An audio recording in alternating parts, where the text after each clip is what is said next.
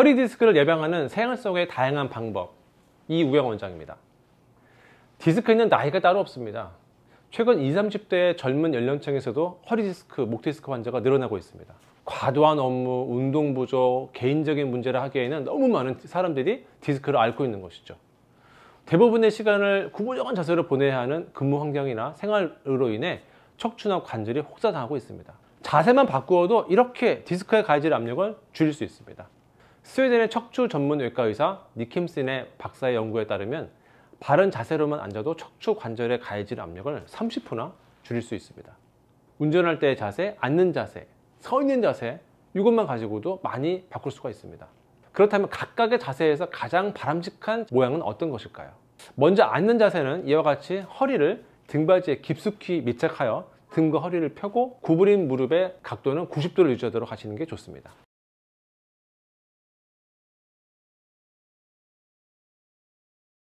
이때 무릎의 높이는 엉덩이보다는 약간 높으면 더 좋고요.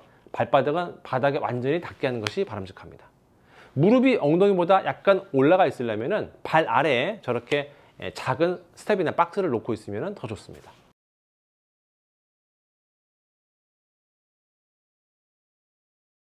장기간 같은 자세를 취할 때는 반드시 50분마다 5분씩의 휴식을 취해야만 합니다.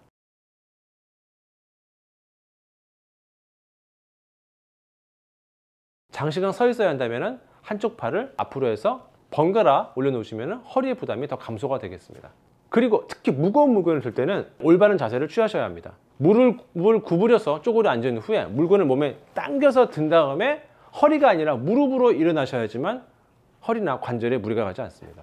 또한 척추의 건강을 위해서는 걷는 운동을 꾸준히 하셔야 합니다. 걷는 것만으로도 다양한 근육과 관절들이 율동적으로 움직이면서 척추는 자연스럽게 본래의 S라인으로 돌아가게 됩니다. 걸을 때는 등과 허리를 펴고 시선은 정면을 향하도록 하면서 뒤꿈치, 발바닥, 새끼발가락, 엄지발가락 순으로 하시는 것이 제일 좋습니다.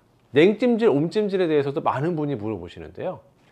냉찜질은 어떠한 사고로 인해서 갑자기 통증이 발생했을 때 눈으로 보기에도 붓기가 있으면서 만졌을 때 반대편과는 달리 열감이 있을 때 사용하는 것이 제일 좋습니다.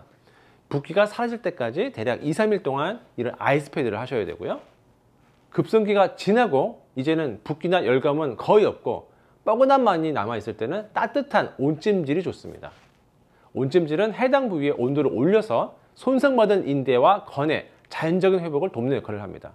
퇴행성 관절염, 그리고 퇴행성 척추증에 이런 뜨거운 찜질을 하시면 좋은 효과를 볼 수 있습니다. 특히 60대 이상의 시니어분들한테 이런 퇴행성 관절염, 퇴행성 척추증으로 인해 만성 통증을 가지고 있는 경우가 많은데 이런 경우에 발목을 삔 것처럼 냉찜질을 하시면 안 됩니다. 이런 경우에는 반드시 온찜질로 따뜻하게 해서 해당 부위 온도를 올려줘야만 퇴행성 변화를 느리게 하고 증상도 줄일 수가 있는 것이죠.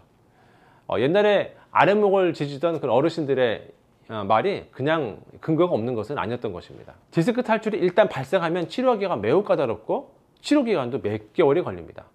따라서 이와 같은 예방법을 숙지하셔서 미리 준비하시면 시간, 비용, 삶의 질 측면에서 훨씬 좋습니다. 간단한 생활 습관의 변화로 이 여러 가지 문제를 미리 막을 수 있는 것입니다. 감사합니다.